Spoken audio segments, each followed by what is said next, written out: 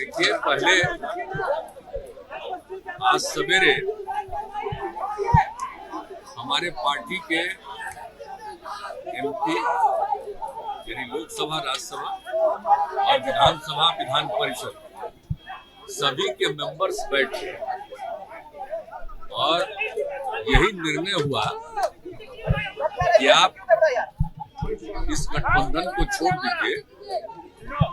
तो उसी में एनडीए को छोड़ करके और वही इस्तीफा देने के लिए हम गए। उन्होंने जो समय दिया 3:30 पौने 4 बजे, उस समय दे दिया।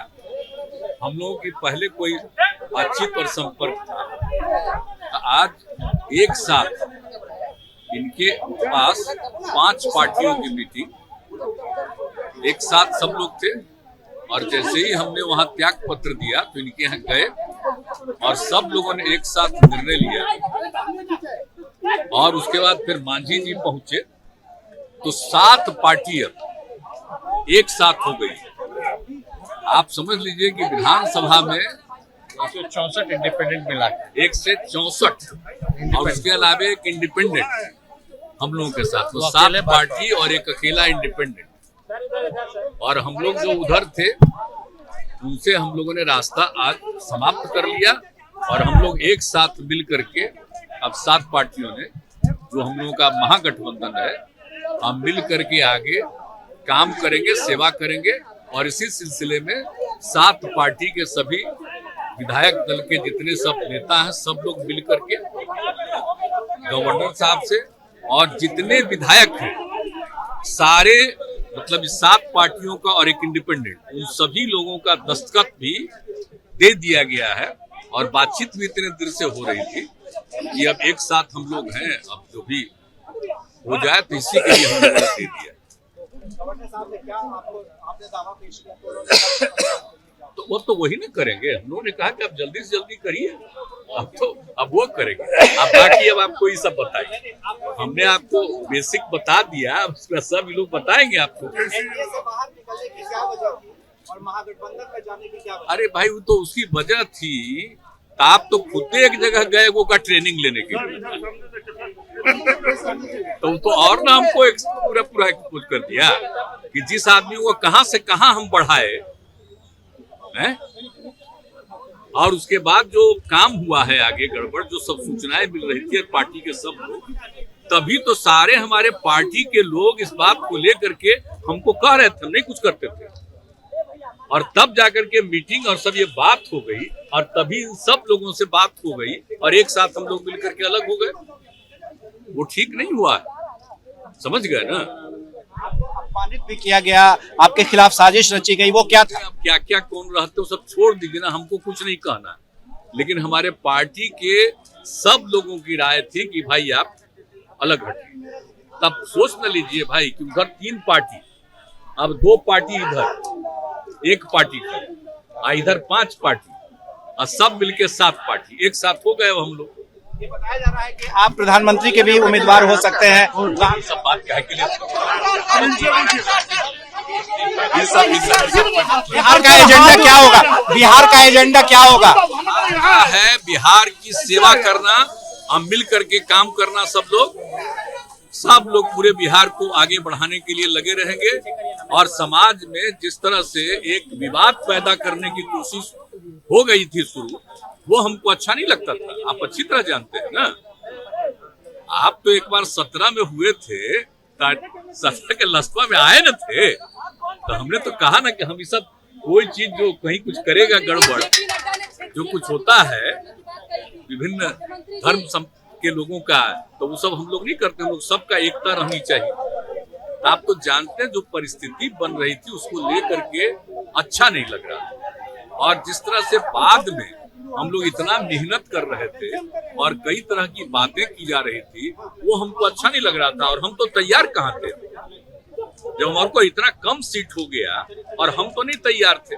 कैसे फिर तैयार हो गए? हम तैयार उन लोगों के बार बार आग्रह पर हम हो गए, लेकिन उसके बाद भी जिस तरह का जो अनुभव हो गया, और अपने हम तो चुपचाप थे। अब पार्टी के सब लोग धीरे धीरे कहने लगे और कह दिए, तब सब लोगों से बातचीत हो गई और हो गया कि भाई अब छोड़िए। कहा था कि भ्रष्टाचार से और कम्युनलिज्म से समझौता नहीं करेंगे। तेजस्वी यादव पर भ्रष्टाचार का आरोप। का सवाल ही नहीं पैदा होता है, शुरू से कभी नहीं होने दिए हम लोग। और समाज में प्रेम और भाईचारे का भाव रहना चाहिए और किसी तरह के भ्रष्टाचार को हम लोग नहीं स्वीकार करते हैं, हर तरह से काम करते हैं। वो सब तो मिल के अब हम लोग करते ही रहेंगे, कोई चिंता मत करिए। और आगे क्या होगा, अब हम लोग सब एक साथ रहेंगे और दूसरे राज्यों में भी जो कुछ भी करना होगा वो करते रहेंगे। सीबीआई ईडी का क्या गलत इस्तेमाल हो रहा है? सीबीआई ईडी का क्या गलत इस्तेमाल हो रहा है? सीबीआई ईडी का क्या गलत इस्तेमाल हो रहा है? कोई नहीं सीबीआई गलत इस्तेमाल वो कर रही है, है, वो गलत इस्तेमाल कर रही है सीबीआई। वो अलग, वो तो अलग बात है। अब तो ऐसे हम ही समझे कि आप सीपीआई बोलेगा, अरे देखिए माँ एक मिनट बात सुन लीजिए। काफी देर से मुख्यमंत्री जी अपने बात को रख रहे हैं। मुख्यमंत्री जी ने खास तौर पे बताया कि पूरे बिहार विधानसभा में एक अकेली पार्टी रहेगी भाजपा, बाकी जितने सदस्य और पार्टी जो है नीतीश कुमार जी को अपना नेता यानी महागठबंधन का नेता माना है। और सोचने वाली ये बात है कि पूरे नॉर्दर्न इंडिया में अगर आप देखें, हिंदी पट्टी में देखें तो भाजपा का अब कोई अलायंस पार्टनर नहीं रहा, एक भी अलायंस पार्टनर भाजपा का नहीं है। और ये तो इतिहास बताता है कि भाजपा जहां रहती है, जिसके साथ रहती है, उसको खत्म करने में लगी रहती है। आप पंजाब देख लीजिए, आप महाराष्ट्र देख लीजिए, और जो बिहार में हो रहा था वो किसी से छुपा है क्या? हर एक लोगों को पता है कि क्या भाजपा की तैयारी थी। लेकिन जो देश में जो अराजकता का जो माहौल बन रहा है, जो सांप्रदायिकता जिस प्रकार से फल फूल रही है, जिस प्रकार से सामाजिक न्याय पे हमला हो रहा है, उसको देखते हुए, देश के माहौल को, स्थिति को देखते हुए, चाहे महंगाई हो, बेरोजगारी हो, आप अर्थव्यवस्था देख लीजिए, देश की सुरक्षा देख लीजिए, चीन घुस करके घर बना लिया, गांव बसा रहा है, आप क्या कार्रवाई कर रहे हैं? तो पूरी चीजों को देखते हुए, और आज का तो दिन भी बहुत ही महत्वपूर्ण दिन है। और महत्वपूर्ण दिन क्या है कि आज के दिन ही क्विट इंडिया की शुरुआत हुई थी, यानी अंग्रेजों भारत छोड़ो का नारा शुरुआत हुआ था। तो आज बिहार ने एक बार फिर से दिखा दिया है, देश को संदेश दिया है, टोटल देश के जितने विपक्ष हैं उनको संदेश दिया है, एक दिशा दिखाने का काम किया है कि जो मजबूती के साथ जनता के सवाल को लेकर के लड़ता है, वो मजबूती के साथ जो है जनता के साथ जो खड़ा रहता है, वो को जनता जो है पूरी तरीके से स्वीकार करती है और जनता विकल्प चाहती है। आप देख लीजिए, बिहार को विशेष राज्य का दर्जा नहीं मिला। माननीय मुख्यमंत्री जी ने अपना काम किया, कई प्लेटफॉर्म पे इन्होंने प्रधानमंत्री जी के सामने पटना यूनिवर्सिटी की मांग की, लेकिन मान लीजिए पटना यूनिवर्सिटी को उसका दर्जा नहीं मिला अब तक। विशेष पैकेज का क्या हुआ?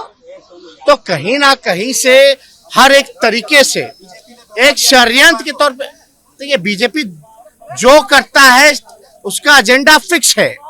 और जेपी नड्डा जी, ये जो लोकतंत्र की जननी है, यहां आकर के बोलते कि क्षेत्रीय पार्टियों को खत्म करेंगे, समाप्त करेंगे। तो इसका मतलब क्या है? यानी विपक्ष को समाप्त करेंगे।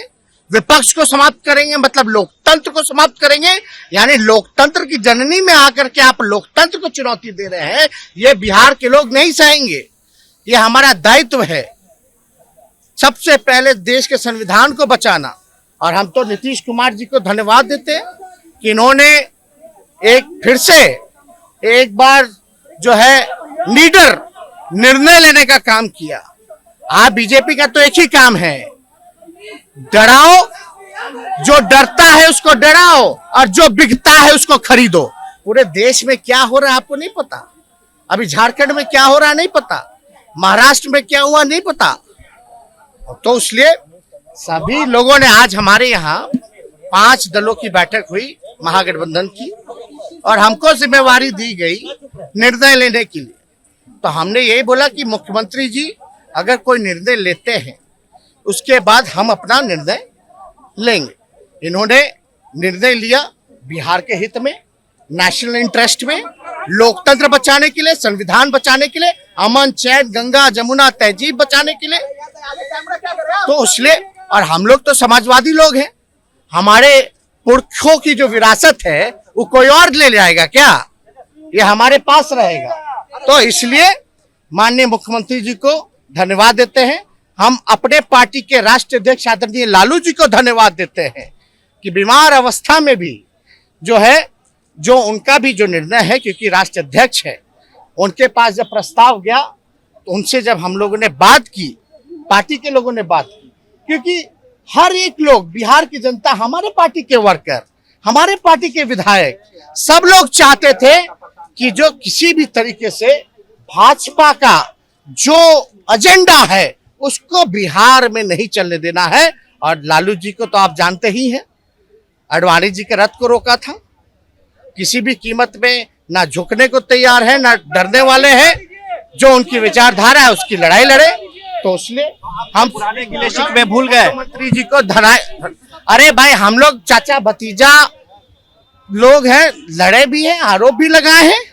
हमने पलटू राम कहा था, पलटू चाचा पुकारते थे। हम लोग तो समाजवादी लोग हैं ना, तो हमारी जो पुरखों की विरासत है वो कोई और ले जाएगा क्या? हम लोगों का अधिकार नहीं है क्या? तो हर घर में लड़ाई होती है, हर भाई में बकझक होती है, तो उस पर ध्यान नहीं देना। अभी समय क्या है? क्या 2024 के लिए नीतीश कुमार क्या प्रधानमंत्री पद के अच्छे उम्मीदवार आपको दिख रहे हैं?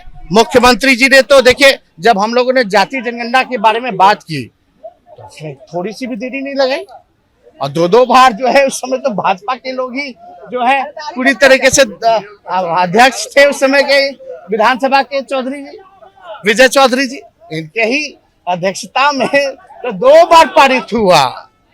तो उस समय भी आप बीजेपी का रोल देख रहे थे, क्या था? यानी जो नेशनल इंटरेस्ट का जो एजेंडा था उसमें भी कितने, इनका तो मूड क्लियर था।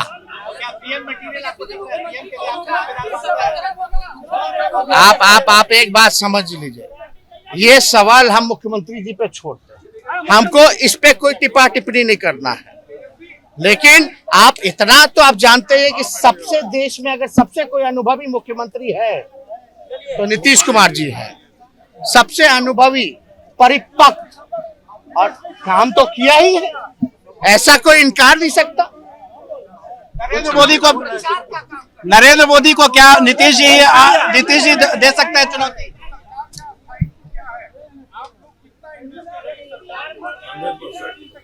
नहीं, बिना इंटरेस्ट के, और ये कोई अपना इंटरेस्ट नहीं है, ये बिहार का इंटरेस्ट है, बिहार के नौजवानों का इंटरेस्ट है। इसलिए